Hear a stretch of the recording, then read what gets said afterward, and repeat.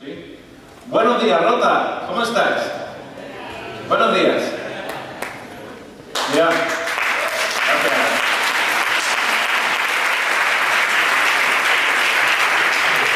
Acabo de ocurrir como cuando a las 8:30 de la mañana, que yo soy profesor de secundaria, entro enérgico en clase y digo buenos días, y la respuesta que recibo podéis imaginar para sí, ¿no? Un poco como esta, así que muchas gracias por estar aquí y buenos días.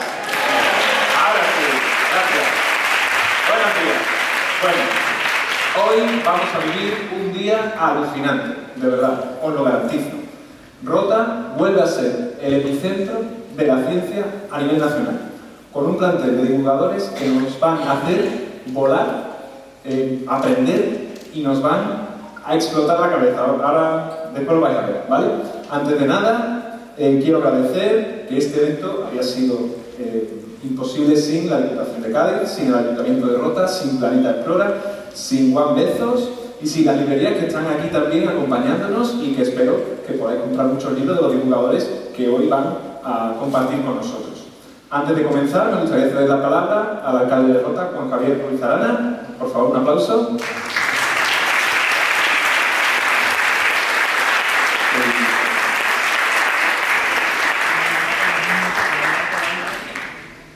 Buenos días a todos y a todas. Muchas gracias por estar aquí en este auditorio en el que estamos encantados de albergar por segundo año un encuentro para hablar de ciencia, para hablar de divulgación científica, y estamos muy agradecidos, evidentemente, a todas las personas que han impulsado esta iniciativa. José Antonio, pero entre los Marina, Andalberto también, que son de las personas que tiran del carro, al igual que está Germán, que no sé si está por aquí también, con Planeta Explora, que es uno de los que han impulsado esta iniciativa, y como digo, estamos encantados desde el Ayuntamiento de que volvamos a ver este auditorio para hablar de ciencia. Muy agradecido, y sobre todo a las personas que vienen de fuera, darles la bienvenida a nuestra ciudad, una ciudad especial, una ciudad donde además os vais a encontrar como en casa, como siempre, acogedora, que podéis hacer de todo, pero que además, si tenemos de referencia la ciencia con ese faro que nos alumbra y que además preside ese cartel que ha sido el que ha servido de anuncio para que hoy estemos aquí aprendiendo entre todos, pues la verdad que estamos encantados. Rota acoge por segundo año, como digo, esta iniciativa, y así seguiremos impulsando desde el Ayuntamiento para que estemos aquí pues acompañados de gente muy interesante que nos va a enseñar. Así que muchas gracias desde el Ayuntamiento a todas las personas que un año más impulsan esto, y espero que disfrutéis de nuestro municipio, que aprendáis mucho aquí y que volváis y descubráis nuestra ciudad. Muchas gracias y que disfrutéis de esta iniciativa.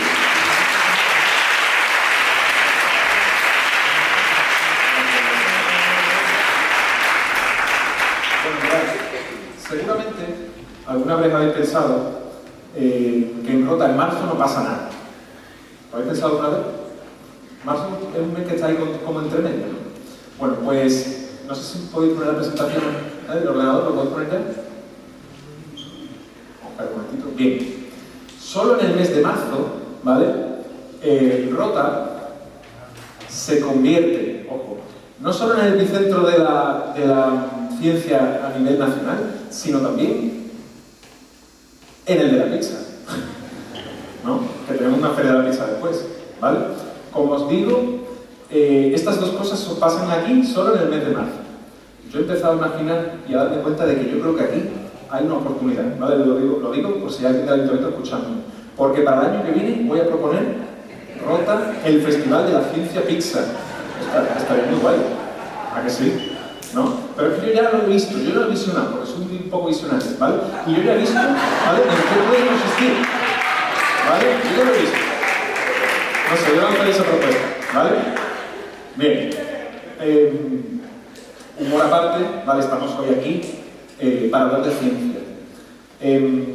Yo sé que es un poco temprano, pero voy a hacer aquí una de esas preguntas que solemos hacer los profesores por la mañana temprano para empezar a despertar cabezas, ¿vale? Y la pregunta es, ¿por qué es importante que aprendamos ciencia? ¿Por qué es importante? En realidad yo no lo voy a responder ahora. Nos lo va a responder la cantidad de divulgadores que van a pasar por aquí, divulgadores y divulgadoras. Pero yo voy a dar una pequeña pista. Aprendemos ciencia para no hacer el ridículo, ¿vale? No sé si os suena esto. muchos sitios ha nevado y lo podéis comprobar por vosotros mismos. Esto debería de caer agua, deshacerse, porque es obvio que con el fuego se tiene que deshacer. Mirad cómo ha quedado de litro todo. Si pongo la mano, mirad. Bueno, esto durante la pandemia hubo gente que decía que nos estaban nevando plástico para no sé qué oscuras intenciones, ¿no? Bien, no sé si alguno de los divulgadores de hoy nos podrá explicar que a lo mejor que la nieve pues se va a quemar con los plásticos, lógicamente, ¿no? Bien, a lo largo del día de hoy pasarán por este auditorio divulgadores que nos van a hablar, por ejemplo, ¿no? Yo ya que he tenido la oportunidad de ver de qué van cada una de las charlas, nos van a hablar sobre el tiempo, sobre cómo pasa y en qué consiste. Nos hablarán también sobre el origen de la vida, nos hablarán sobre el origen de la conducta humana o por qué a veces hacemos cosas extrañas o un poco peligrosas, ¿vale? Nos hablarán también sobre cine, sobre ciencia, sobre villanos del cine y científicos y también de zombies, ¿vale? A todas estas charlas os quedará una cara parecida a esta, ¿vale? Seguramente. Pero no os preocupéis, porque esta es la cara de alguien que está encendiéndose una pequeña bombilla ahí dentro. Esa pequeña bombilla, como digo, no tengáis miedo, porque es el fuego, el faro del que hablaba el alcalde antes, del aprendizaje. Yo como profesor, a mí me gusta pensar que cuando pongo a chicos jóvenes a aprender, cuando ponemos a chicos de 11 o 12 años a aprender, lo que está ocurriendo dentro de sus cabezas es que se está iluminando esa bombilla de la que hablamos. Y también me gusta pensar que, ¿por qué no?, en esas bombillas de la mente de mis estudiantes de 12 o 13 años está, por ejemplo, la cura para el cáncer en el futuro. Y de eso también hoy puede ocurrir, puede encenderse en cada uno de vosotros, y sobre todo de los chicos jóvenes que veo por aquí, que los hay, una bombilla que seguramente despertará ese amor por la ciencia que nunca debe abandonarse. Así que, como os digo, responderemos a esa pregunta hoy a lo largo de toda esta jornada sobre por qué aprendemos ciencia, pero ya sabéis, aprendemos ciencia para no hacer el ridículo también, ¿vale? La ciencia es importante, confiad en ella, y hoy lo vamos a aprender, ¿vale? Bienvenidos a Rota Ciencia.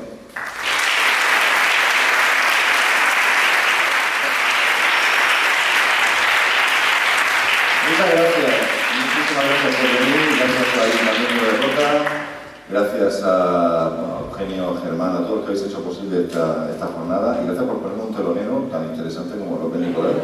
Muchísimas gracias, de verdad. Bueno, cuando se habla del estereotipo de la ciencia, o en particular de la química, siempre se acude a películas como por ejemplo Jekyll y Hyde, se acude a Walter White, como decía José Antonio. Todos los que sois profesores de secundaria vivís esto en vuestras carnes. Se acude también a otros referentes ya súper salvajes, ya me encanta ver al químico vampiro, el diario del químico, con ese lado, por así decirlo, estereotipo negativo de la química. Pero a mí el que más me hizo daño fue en los 90, este señor Chimo Bayo.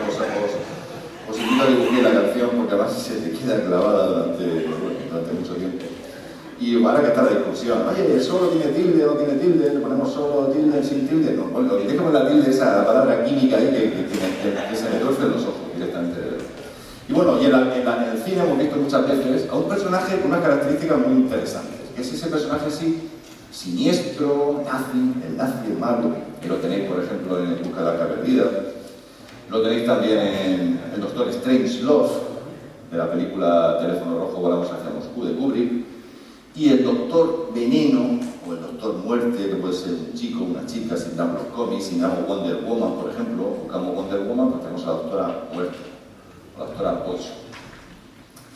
Y en las películas de Austin Powers también se va trasladando ese estereotipo, esa imagen, ese calvo así malo, malísimo, el Doctor Maligno, con su mini-yo, con su gato perro, que no sabemos lo que es, y quedaron con esta imagen, ¿verdad? Todos la conocen, ¿verdad?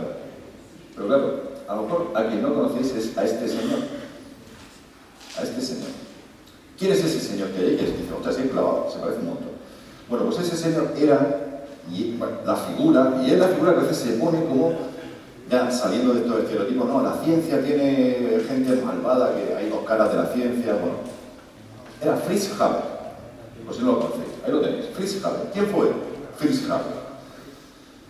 Pues Fritz Haber nació en Prusia Oriental, en Breslau, en 1868. Ahí tenéis la foto, ya tiene ahí, ya prometía un poco, lo veis ahí con una escopeta. Bueno, poco después Prusia pasó a Alemania y fue un niño muy influenciado por el patriotismo y el nacionalismo alemán. Creía mucho en la patria, era muy patriótico, muy nacionalista. Estudió química en Heidelberg, luego en Berlín. En Heidelberg conoció a Robert Bunsen, el del mechero, y estuvo a punto de dejar la carrera porque Bunsen lo fastidiaba bastante, o sea, le trataba bastante mal, no, le quitó el interés. Pero continuó, era un estudiante muy brillante, acabó en el negocio familiar, que era un negocio de tintes, hizo el servicio militar, y bueno, él quería ser realmente lo que quería ser, y no lo he dicho hasta ahora, era de origen judío y quería ser militar prusiano, o sea, realmente le encantaba el mundo militar. Nació en una familia judía adinerada, pero nunca ejerció ni nunca practicó el judaísmo. Poco después, cuando acabó los estudios, fue a la Universidad de Karlsruhe y allí desarrolló sus investigaciones entre 1894 y 1911. Y ahí, en Karlsruhe, y ahí tenéis a la derecha Karlsruhe actualmente, donde hay una especie de, bueno, de reactor de alta presión, pues ahí se descubrió, quizás, por Fritz Haber, uno de los descubrimientos más importantes de la historia de la ciencia y quizás el descubrimiento que ha hecho que los que estamos aquí, todos los que estáis aquí, o gente que conocéis vosotros, o habéis conocido, los abuelos, están vivos gracias a Fritz Haber. ¿Por qué? Porque Fritz Haber consiguió sintetizar el amoníaco a partir del nitrógeno que existe en la atmósfera y el hidrógeno que obtenía en este caso del metano. Y eso podéis decir, bueno, ¿y amoníaco para qué? Si eso huele fatal, porque el amoníaco es la base de la industria de los fertilizantes.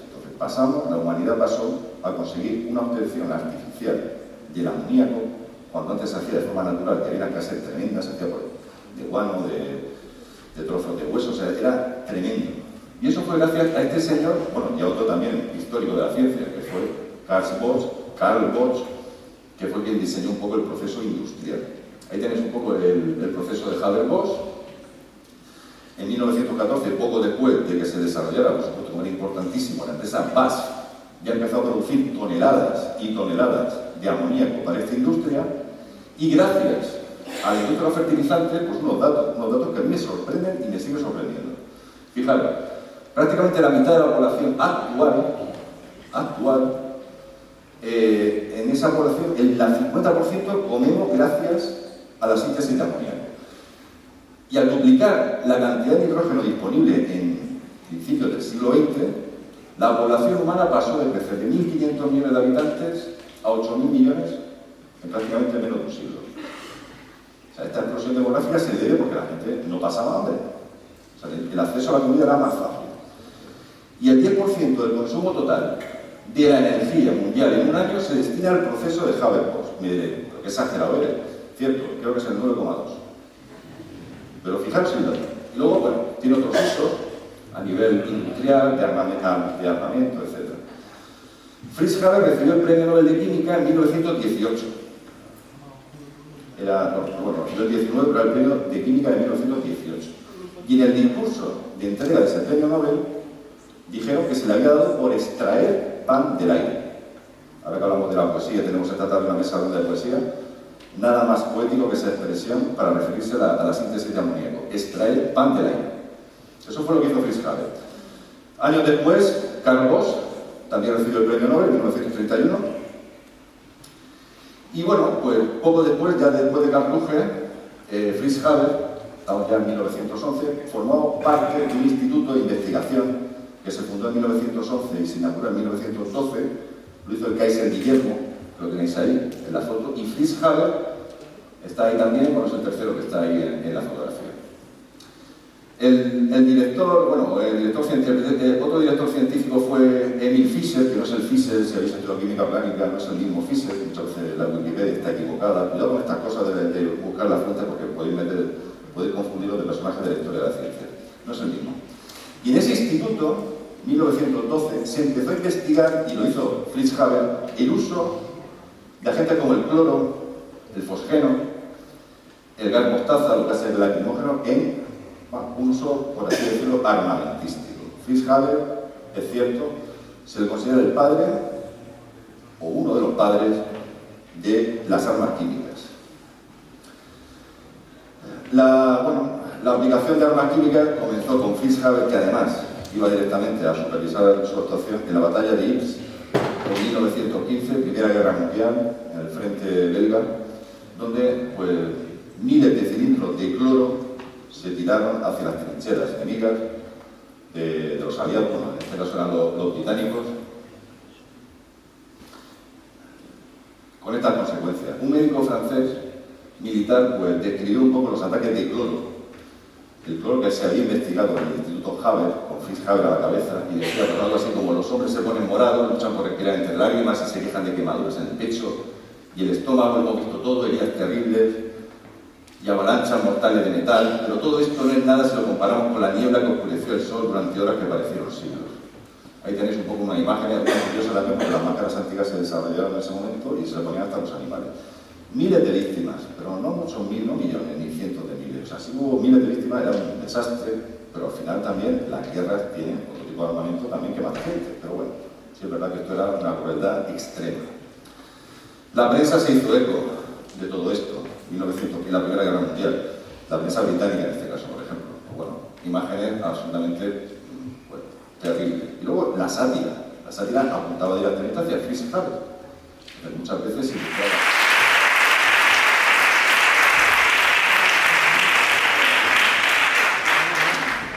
No veo nada, pero está bien así. Una de las cosas que más me gustaba hacer cuando era niña era coger una caja de latón que tenía mi abuela en una de esas cómodas antiguas, sacarla y sentarme con ella en la cama para ver simplemente fotografías, porque ella me explicaba cómo eran las cosas antes. Y en esa mente de niña yo veía fotografías en blanco y negro y mi cabeza volaba y decía: madre mía, qué triste era todo aquello, abuela. Y me decía mi abuela: ¿por qué era triste? Y pues porque antes el mundo era en blanco y negro y ahora es en color, ¿no? O sea, no entendía que las fotografías simplemente reflejaban una técnica química que ha avanzado con los años.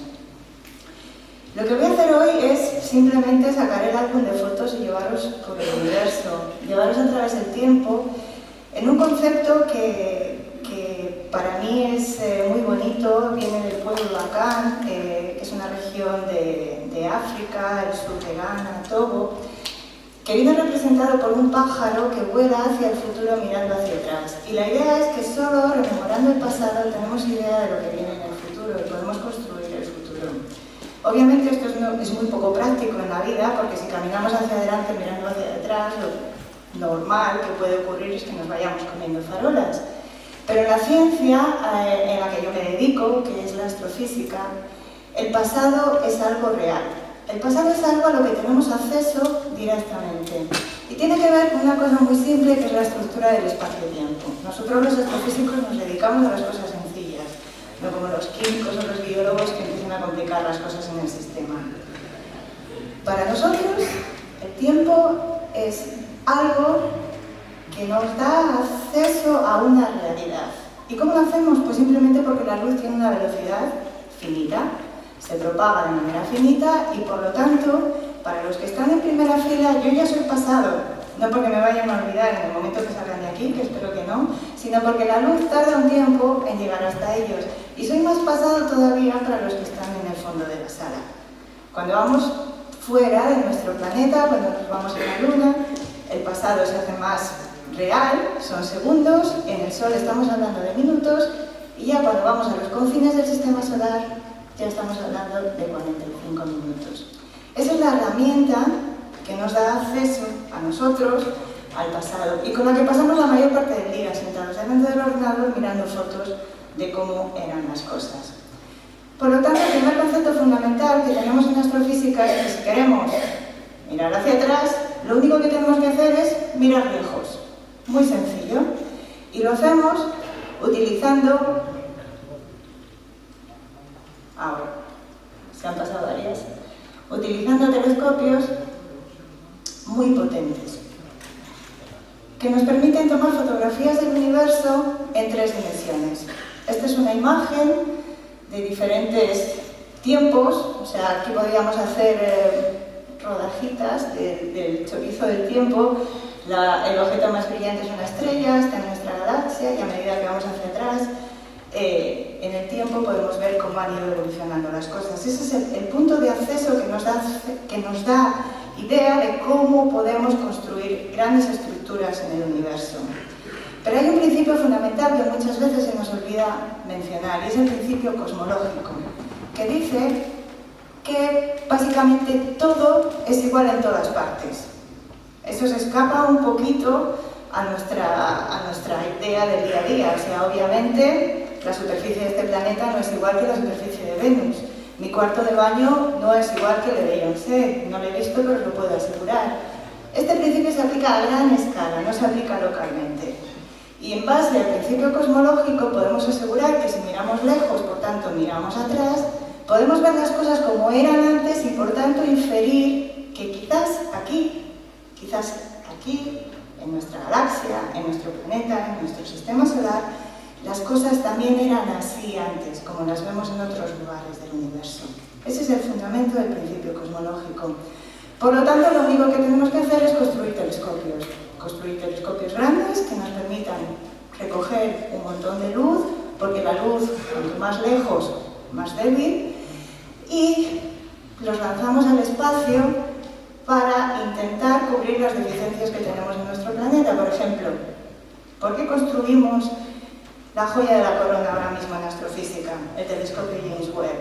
¿Por qué nos gastamos miles de millones de dólares en construir una pieza de ingeniería que hasta ahora es fantástica, funciona como nada para contestar las grandes preguntas que tenemos en astrofísica?